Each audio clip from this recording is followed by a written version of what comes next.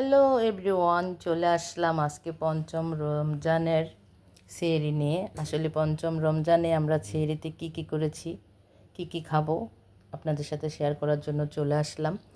তো আগে শুরু করতেছি, দেখেন সাদা ভাত মাত্রই চুলো থেকে নামিয়েছি। আর হচ্ছে আমার গাছের লাউ দিয়ে ইলিশ মাছ দিয়ে রান্না করেছি।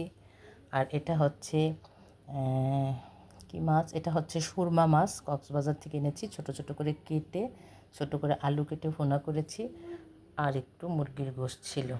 এই আর কি আজকের রান্না, আজকের মেনু আমার। দেখেন আজকে ছিঁড়িতে আমরা সবাই খাবো। তো আসলে আমরা সন্ধ্যা রাতে কেউই খাই না, ইফতারি খাই। ভরপুর ইফতারি খাওয়ার পর আসলে আর ভাত খাওয়া হয় না। তাই আমি একটু একটু আইটেম করার চেষ্টা করি ভাই বোনেরা।